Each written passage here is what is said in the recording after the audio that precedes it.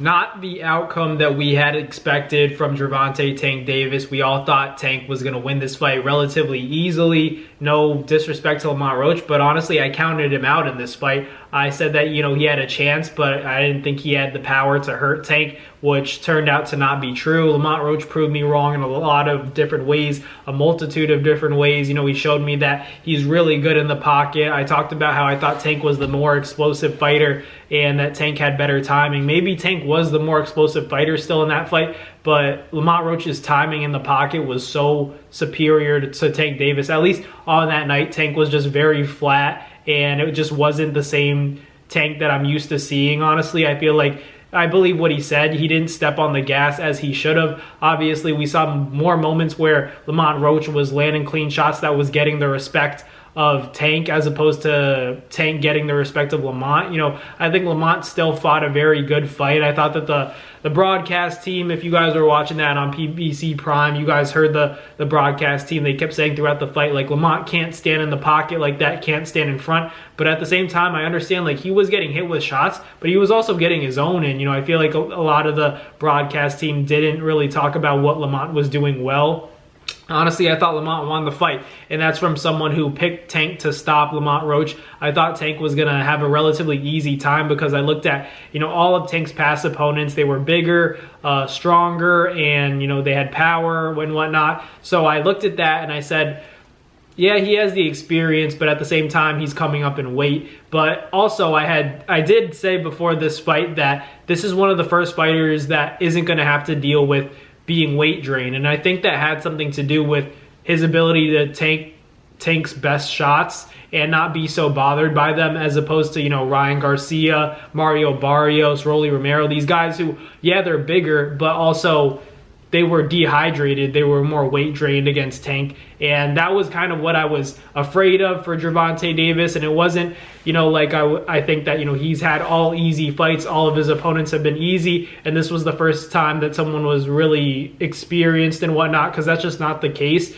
It was more so Lamont Roach was the best version of himself, and I think Tank was honestly the flattest version of himself. He fell short in a lot of departments in the sport, on that night, on Saturday night. So came up short in terms of not getting the decision, the first blemish on his record, but I think Tank has a lot of learning to do from this very fight. I feel like he got very frustrated, it seemed, or I don't even want to say that Tank was really frustrated, even though he definitely was, but there was a lot of paranoia as well. I'm not saying that he couldn't see out of his eyes because of the grease. He talked about, getting it from, getting his hair done and whatnot, but at the same time, it also made me think, if he were to get cut in a fight, if things were to get, rough in there, really rough, and, let's say he did have a cut open up, is he gonna start acting like that and start taking a knee and whatnot? So I did think personally that it was a knockdown. I thought it was a knockdown myself, because honestly, if you think about it, that kind of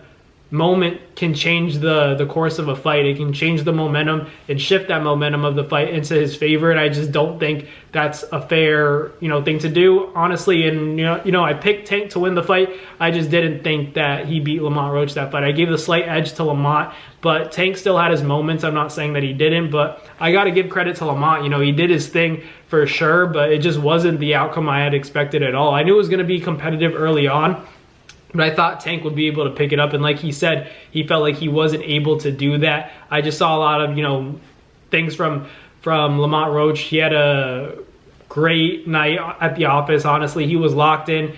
Nobody believed in him. He said that from the beginning. He's going to be there before and after the fight, and he did his thing. I feel like, I don't want to say that it was a robbery, because ultimately it was a relatively close fight. It's not like he pitched a shutout against Tank. In my opinion, a fight has to be, at least rounds 8-4 in your favor to call it a robbery, and I think it was a relatively close fight. I think a draw is pretty generous to Tank. I think, looking at him, you could see that he was a little bit relieved secretly that he didn't actually lose the fight, because it was close. I think, in my opinion, he lost the fight, but close enough to, where it could be declared a draw. I just think that when he took a knee, that should have been a knockdown, and with that coming into factor, Lamont Roach deserved the victory. But it is what it is. We'll see what Tank does, what he does to move on, and I hope that he sharpens his tools and gets his eye back on the ball, so we could see a great performance from him in his return fight. But let me know in the comments down below what you guys thought of Lamont Roach and Tank. as a draw. But thank you guys for watching. Like, comment, and subscribe, and I'll catch you guys on the next Nats Boxing video.